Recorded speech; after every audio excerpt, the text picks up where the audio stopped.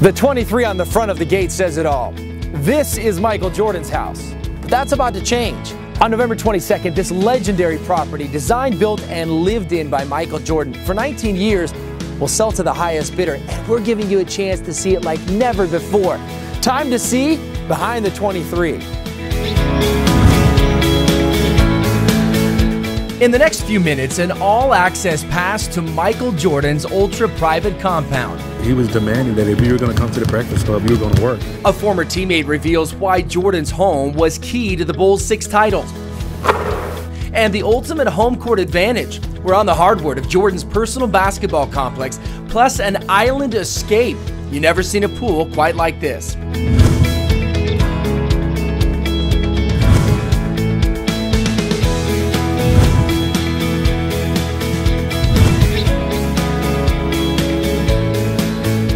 With a home this big, where do you start? Let's go one-on-one with Michael's listing agent, Catherine Malkin, and get the flow of the home.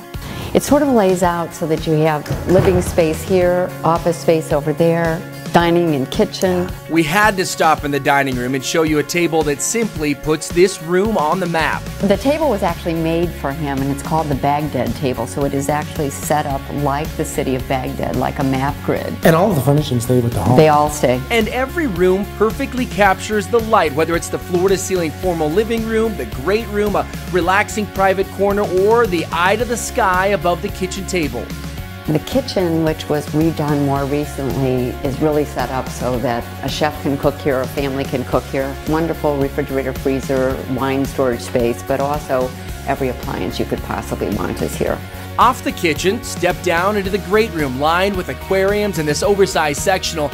As you'll see, this is one of several hangouts around the home that Michael designed for family and friends.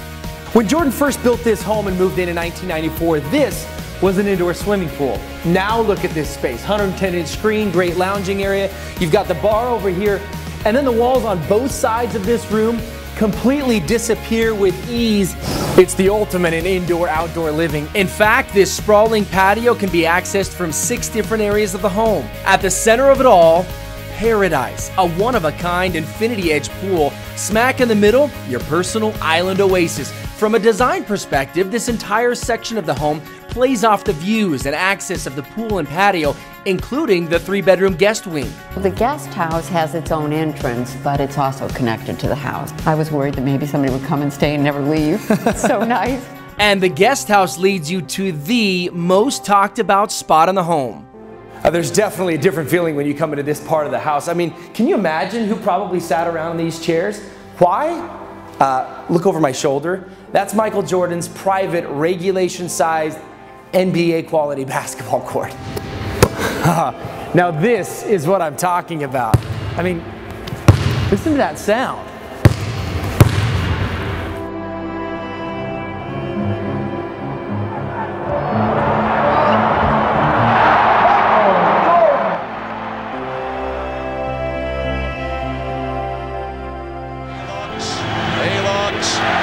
He gives to Jordan. Jordan to the circle, puts the shot in the air. Good! The game's over, and the Bulls have won. Jordan beat him at the buzzer with a jump shot in the circle, and Chicago.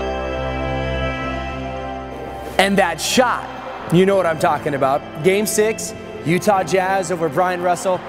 I'm thinking there's a pretty good chance Jordan had already rehearsed for that exact moment right here. But title-clinching shots come with a price. And nobody would think that the greatest player to ever play the game will put in that much work before he gets on the court. It was amazing to watch. It was amazing to witness. Randy Brown is talking about the Breakfast Club. The current assistant general manager of the Chicago Bulls won 3 titles with Jordan and was part of a group of players who would regularly train at Jordan's home. It really started off with Michael, he and Tim Grover, and it kind of spilled over to Scotty, Ron Harper, and then myself. They would hit Michael's weight room down on the lower level of the house in the mornings before practicing with the rest of the team. They were intense. But where did the name Breakfast Club really come from? The chef was there. You know, it was easy for us to go work out and then have breakfast with his chef. But things have changed since the days of the Breakfast Club. The home has seen an extensive renovation, including much of the lower level. We did the wine cellar area that's behind it, but this used to be the exercise room. Now it became a card room, cigar room, just sort of a boys' room. And you would expect if this is a cigar room and there's the humidor right over here that you would smell smoke or something that hints this is a cigar room. Nothing. So there's a system that takes out all of the air that's not pure. It just smells good. Every part of the house, all filtered out. We told you there were some amazing hangout spots in the house, and we're not done yet. Let's go upstairs to a place that very few have seen. When Jordan wasn't winning championships with the Bulls, he was relaxing around his property. This was one of his favorite spots. This is actually the upstairs library, a room that he built when they remodeled the home in 2009. You've got your drop-down screen, and take a look at this space over here. In the adjacent room, there's the pool table, and the doors to this wing, not just any doors, but these are the doors that welcome guests to the original Playboy Mansion in Chicago up until 1974. Wow. You really can't do better than this. That's the great thing about the whole property, is that when you're outside, you're in an area that's completely away and on its own. And you're close to Chicago, so you'll have all of the things that you would want to do maybe in a big city. So we've shown you the 56,000 square foot home. Amazing. But this is a 7+ acre property. Michael brought in over 150 trees to line the property, creating ultra seclusion, ultra privacy. Then you have a pond fully stocked, a tennis court. It almost feels like you're on your own private golf course. After all, there is a PGA grade putting green right outside your door. And where else in the world will you find Jumpman flags? Pretty cool. The home, the 7+ acres, the legendary history, indeed an all-star lineup.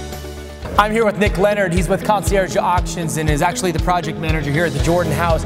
This originally listed at $29 million. You're telling me this will go to the highest bidder? Yeah, the property is going to sell to the high bidder on November 22nd. We can't wait. And a lot of people may be surprised that Jordan is auctioning his house. We do this all the time. And, you know, fame withheld, Michael Jordan has a lot of similarities to kind of our typical seller. He's an extremely savvy, very successful business person. He has a spectacular property, one of a kind, and he's not using it. So he's taking control of the market. He's setting a sale date, and he's going to auction it to the high bidder. For anybody with any interest, it's now or never. If you'd like more information, just go to conciergeauctions.com or call the number on your screen.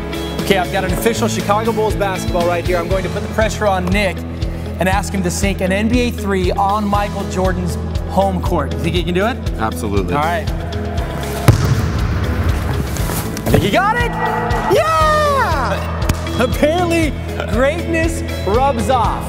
Don't forget, a new owner come November 22nd, the highest bidder.